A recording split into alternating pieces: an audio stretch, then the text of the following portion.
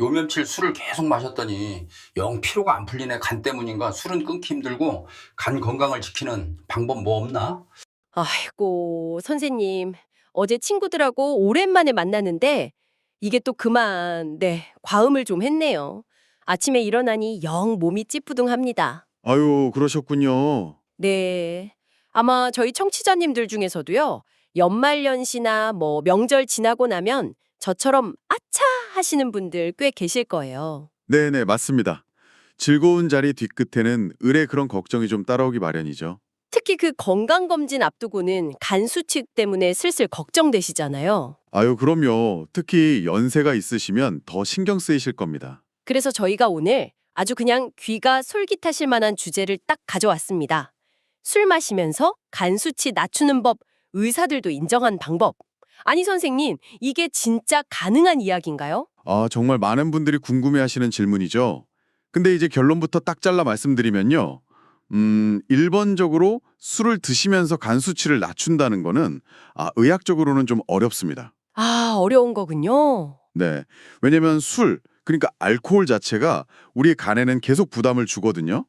술을 마시는 행위 자체가 간 수치를 올리는 요인이 되는 거죠. 하긴 그렇죠. 그래서 간 수치를 확실하게 낮추는 최고의 방법은 역시 술을 안 드시는 겁니다. 금주죠. 역시 그게 답이군요. 하지만 여기서 아주 중요한 점이 하나 있어요. 이게 모든 사람에게 다 똑같이 적용되는 이야기는 아니라는 겁니다. 오, 그래요? 네. 어떤 분들은 보면 남들 마시는 만큼 아니면 어쩌면 더 드시는 것 같은데도 간 수치가 괜찮은 경우가 있거든요. 아, 그런 분들 있죠. 부럽게. 네. 그리고 또 어떤 방식으로 술을 드시느냐에 따라서 간에 가는 부담이 조금 달라질 수도 있습니다. 특히 얼마나 자주 술을 드시는지가 생각보다 훨씬 중요한 열쇠가 될 수 있습니다. 아, 얼마나 자주요? 그럼 매일 조금씩 마시는 거랑 한 번 마실 때 그냥 확 마시고 며칠 푹 쉬는 거랑 이게 다른가요? 네, 바로 그 지점에 오늘 이야기의 핵심 비밀이 딱 숨어 있습니다. 우리 간이 스스로 회복할 시간을 얼마나 주느냐, 이거랑 아주 깊은 관련이 있거든요. 회복 시간이요. 네, 이 비밀에 대해서는 저희가 오늘 이야기 후반부에 아주 속 시원하게 파헤쳐 드릴 테니까요. 잠시만 기다려 주십시오. 네, 알겠습니다. 자, 먼저 우리 몸속의 간. 간은 쉬지 않고 돌아가는 일종의 해독 공장이라고 생각하시면 쉬워요. 해독 공장이요? 네, 술, 그러니까 알코올이 몸에 딱 들어오면 이 공장이 아주 바빠지기 시작합니다. 알코올을 분해하는 과정에서 아세트알데히드라고 하는 좀 쉽게 말하면 술찌꺼기 같은 독소가 나와요. 아하, 술찌꺼기. 몸에 안 좋겠네요. 네, 그렇죠. 이게 간세포를 직접 공격해서 손상을 입힐 수가 있습니다. 그래서 술을 마시면 피검사에서 AST, ALT, GGT 같은 간 수치가 이렇게 쑥 올라가는 거죠. 아하, 특히 이 GGT라는 수치는요. 습관적으로 술을 드시는 분들의 약 75%, 그러니까 4분 중에 3분 정도에서는 높게 나타나요. 그래서 평소에 술을 좀 드시는지 아닌지 짐작하는데 중요한 지표로 쓰이기도 합니다. 와, 꽤 높은데요? 네. 그런데 참 다행인 것은 우리 간이 회복 능력이 아주 뛰어난 장기라는 점입니다. 아, 다행이네요. 네. 술을 딱 끊으면 손상됐던 간세포들이 다시 이렇게 스물스물 살아나기 시작해요. 실제로 연구를 보면 술을 꽤 많이 드시던 분들도 한 2주에서 3주 정도만 술을 입에 대지 않으면 간에 있던 염증 수치가 줄어들고 간 기능이 좋아지는 것을 확인할 수 있습니다. 오, 2, 3주만 끊어도요. 네.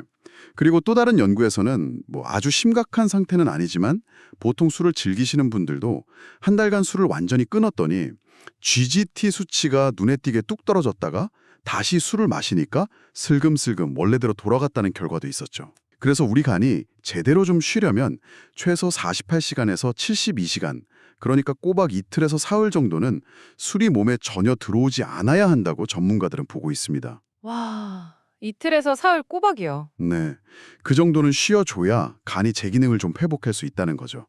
그럼 선생님, 매일 술을 마시는 건 정말 간한테는 쉴 틈을 아예 안 주는 거네요? 바로 그거죠. 그렇습니다.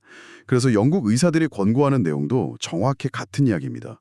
일주일에 적어도 2일에서 3일은 간이 쉬는 날, 그러니까 술을 한 방울도 마시지 않는 날로 정해라고 강조합니다. 간 쉬는 날이요? 네, 매일 술을 마시는 습관은 간이 회복할 틈을 전혀 주지 않아서 결국 간 질환의 위험을 훨씬 높이기 때문이죠. 실제로 매일 또는 거의 매일 술을 마시는 사람이 가끔 마시는 사람보다 간이 딱딱하게 굳는 병, 간경변증에 걸릴 위험이 더 높다는 연구 결과도 있고요. 아이고, 무섭네요. 또 일본에서 진행된 연구를 보면 설령 마시는 술의 총량이 같다고 하더라도요.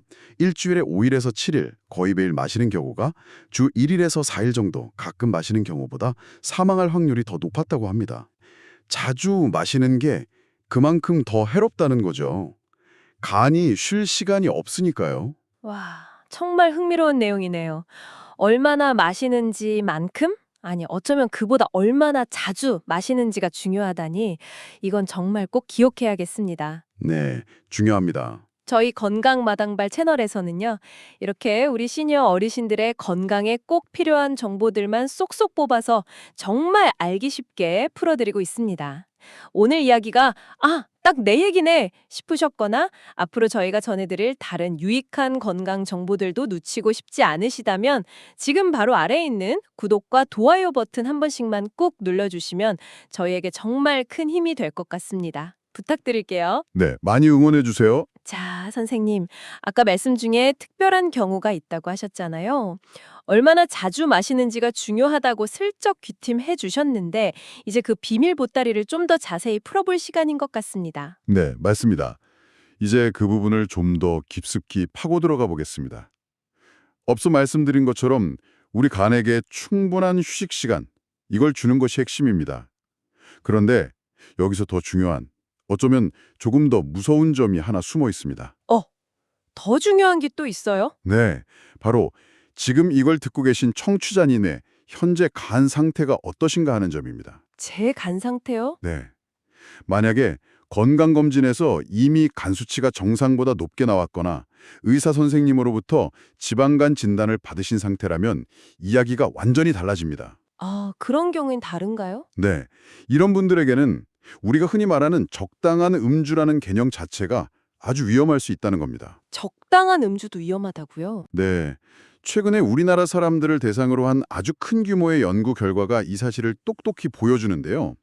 간 수치 중에 ALT라는 수치가 있어요. 이 수치가 정상인 사람들은 가벼운 음주나 적당량의 음주가 사망 위험을 약간 낮추는 것처럼 보이기도 했습니다. 연구 결과상으로는요? 네.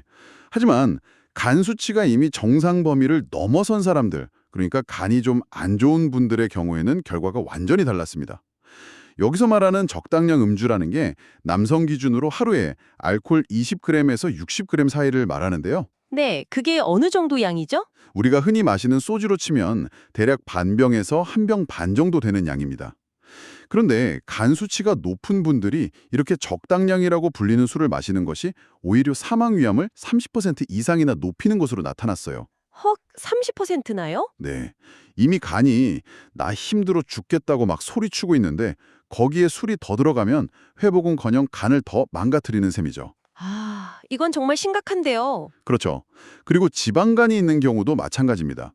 하버드 의대 출신의 간 전문의도 강력하게 경고했듯이 지방간, 특히 요즘 문제가 많이 되는 대사기능장애 관련 지방간 질환이라고 하는 종류의 지방간이 있는 사람에게는 어떤 종류의 술이든 아무리 적은 양이라도 절대 안전하지 않습니다.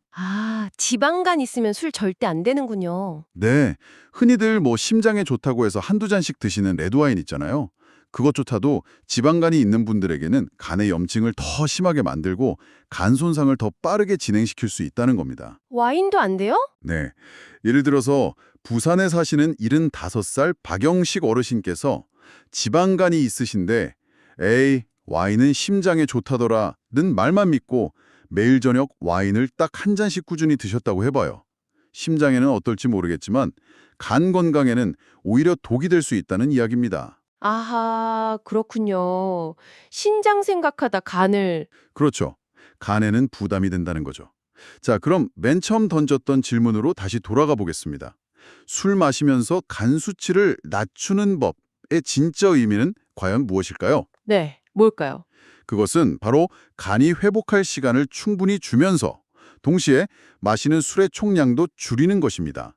사실상 술을 마시면서 수치를 낮춘다기보다는 간 손상을 최소화하는 전략이라고 보는 게 더 맞겠죠. 아, 최소화하는 거군요. 낮추는 게 아니라. 네. 그래서 의사들이 현실적으로 인정하는 유일한 방법은 술 마시지 않는 날을 꾸준히 그리고 확실하게 갖는 것입니다. 앞서 말씀드린 영국 의사들의 권고처럼 일주일에 최소 2일, 가능하면 3일은 술을 입에도 대지 않는 완전한 휴관일, 즉 간 쉬는 날을 가지셔야 합니다. 휴관일, 간 쉬는 날. 네. 예를 들어서 대구에 사시는 68살 이순자 어르신처럼 평일에는 꾹 참고 주말에만 친구분들과 가볍게 막걸리 한두 잔 즐기시는 습관이 매일 저녁 식사 때 반주로 소주 반 병씩 드시는 것보다 간에는 훨씬 낫다는 겁니다. 아, 그게 훨씬 낫군요. 물론 가장 좋은 것은 술을 완전히 끊는 것이지만 그게 현실적으로 너무 어렵다면 쉬는 날을 반드시 확보하는 것이 차선책이 될 수 있습니다. 네, 알겠습니다. 간 쉬는 날 꼭 기억해야겠네요. 선생님, 그러면 혹시 그 간에 좋다고 소문난 영양제 같은 거 있잖아요. 그거 챙겨 먹으면서 술을 마시면 좀 괜찮을까요? 요즘 그 밀크시슬인가 하는 거 많이들 드시던데요? 네. 밀크시슬. 많이들 물어보시죠? 밀크시슬의 주요 성분인 실리마린이라는 것이 간세포를 보호하는 효과가 있고 또 항산화 작용, 그러니까 몸속에 녹이 쓰는 것을 막아주는 작용이 있다고 알려져서 간 건강에 도움을 줄 수는 있습니다. 도움은 되는군요. 네, 도움은 될 수 있죠. 우리나라 식약처에서 권장하는 양은 실리마린 성분으로 하루 130mg 정도이고요. 비교적 오랫동안 먹어도 안전하다는 연구들도 있습니다. 심지어 41개월, 그러니까 3년 반 가까이 장기 복용에도 눈에 띄는 부작용이나 독성은 없었다는 보고도 있긴 합니다. 네. 하지만 여기서 꼭 명심하셔야 할 것이 있습니다. 밀크시슬이 알코올 때문에 망가진 간을 치료해주거나 술로 인한 간 손상을 예방해주는 그런 만병통치약은 절대 아니라는 점입니다. 아, 만병통치약은 아니다. 네, 술을 계속 마시면서 밀크시슬을 먹는다고 해서 간 손상을 완전히 막을 수는 없어요. 어디까지나 보조적인 역할에 그칠 뿐이고 가장 중요한 것은 여전히 술의 양과 횟수를 줄이거나 아예 끊는 것입니다. 역시 기본은 금주나 절주군요. 그렇습니다. 특히 피검사에서 간 기능이 이미 좋지 않다는 결과가 나왔다면 영양제 하나를 드시더라도 반드시 의사 선생님과 먼저 상의하신 후에 결정하시는 것이 안전합니다.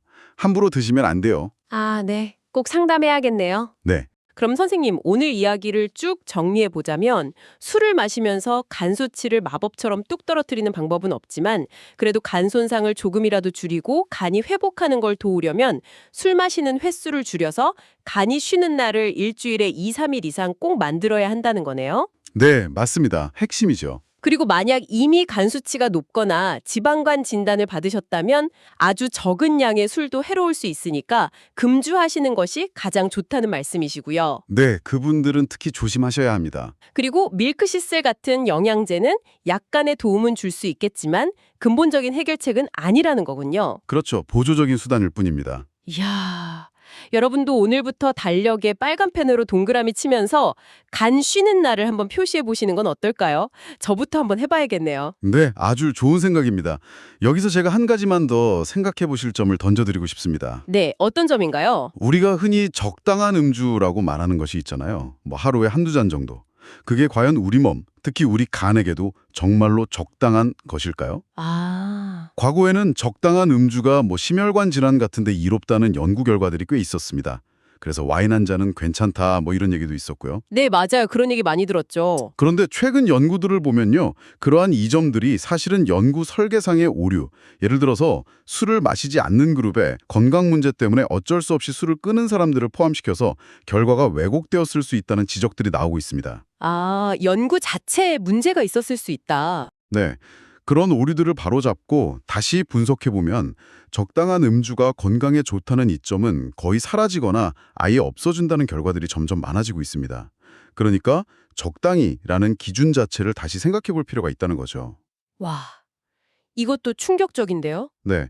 그래서 오늘 저희 이야기를 통해서 술과 건강의 관계에 대해 다시 한번 진지하게 고민해보시는 계기가 되셨으면 하는 바람입니다. 네, 정말 중요한 말씀이십니다. 오늘 선생님 덕분에 정말 피가 되고 살이 되는 중요한 사실들을 많이 알게 되었습니다. 감사합니다. 아닙니다. 술과 간 건강에 대해서 더 궁금한 점이 있으시거나 오늘 이야기 들으시면서 나는 이랬는데 하고 놔두고 싶은 경험이 있으시다면 아래 댓글로 편하게 남겨주세요. 서로의 경험을 나누는 것이 또 큰 힘이 되고 위로가 될 수 있습니다. 네, 많이 소통해 주세요. 오늘 내용이 유익하셨다면 저희 건강 마당발 채널 구독과 좋아요, 알림 설정도 잊지 말고 꼭 눌러주시고요. 저희는 다음에도 우리 시니어 어르신들의 건강에 도움이 되는 알찬 정보들만 꽉꽉 담아서 다시 찾아뵙겠습니다. 끝까지 귀 기울여 들어주셔서 정말 감사합니다. 네, 감사합니다. 건강하세요.